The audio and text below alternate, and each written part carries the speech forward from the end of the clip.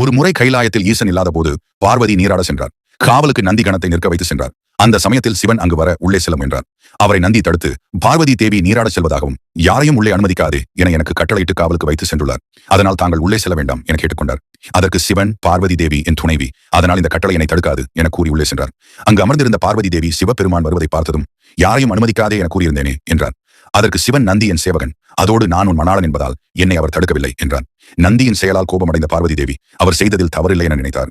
ஆனால் பாதுகாவலனாக நிற்பவர் யாரையும் உள்ளே விடாதபடி அறிவாளியாகவும் பலசாலியாகவும் தனக்கென பாதுகாவலனாகவும் இருக்க வேண்டும் என பார்வதி தேவி நினைத்தார். அந்த ஞாபகத்திலேயே நீராடச் சென்ற பார்வதி அவர் பூசிக் கொண்டிருந்த மஞ்சளையும் சந்தனத்தையும் பிடித்து ஒரு உருவமாக்கினார். அதற்கு உயிரையும் அவரே கொடுத்தார். அவரே கணபதியானார். அப்படி உருவான கணபதி மற்றொரு முறை நந்திக்கு பதிலாக காவலுக்கு நின்றார். நந்தியிடம் கூறியதைப் போலவே யாரையும் உள்ளே அனுமதிக்க கூடாது என கணபதியிடம் கட்டளையிட்டார். கணபதி காவலுக்கு நின்றிருந்த போது அங்கு வந்த சிவபெருமான் மற்றும் நந்தி உள்ளிட்ட பூதகணங்கள் உள்ளே செல்ல முயன்றனர். அவர்களை தடுத்த கணபதி யாரையும் அனுமதிக்க முடியாது என்றார். நான் பார்வதி தேவியின் கணவர் என்று கூறியும் அனுமதிக்கவில்லை. இதனால் கோபமடைந்த ஈசன் கணங்களிடம் கூறி சிறுவனை அங்கிருந்து அகற்றுங்கள் என கூறி சென்றார். ஆனால் கணபதியோ யாரையும் உள்ளே செல்ல அனுமதிக்காததோடு அவர்களை எதிர்த்து சண்டையும் செய்தார். இதில் கணங்களை அங்கிருந்து விரட்டினார்.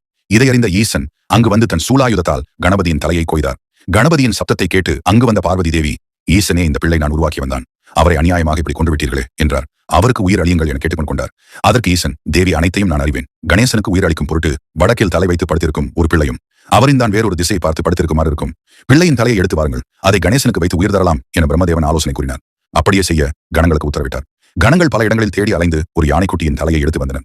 அதை பொருத்திய ஈசன் உயிர் அளித்தார். இப்படி யானையின் தலை பொருத்தி விட்டீர்களே சுவாமி என தேவி கேட்டதற்கு, கஜமுகாசுரன் எனும் அரக்கன் உயிர்களை துன்புறுத்தி வருகின்றார். அவரை அழிக்க வேண்டும் என்றால் ஆண் பெண் சம்பந்தப்படாமல் பிறக்கும் ஒருவரால் தான் முடியும். அதோடு அவன் மனிதனாகவோ அவன் பார்க்க இருக்கக்கூடாது என வரம் பெற்றுள்ளான். கஜமுகாசுரனை அழிப்பதற்காகவே கணேசனாக அவதரித்துள்ளார். அதோடு அவர் முழுமுதல் கடவுளாக விளங்குவார். யார் எங்கு பூஜை செய்தாலும் அதில் கணபதிக்கு தான் முதல் பூஜையும் ஆரத்தியும் நடக்கும் என வரம் கொடுத்தார். இதன் காரணத்தால் கணபதி யானை முகத்துடன் காட்சியளிக்கின்றார். அதோடு முழு முதல் கடவுளாக வழிபட்டு வருகின்றோம்.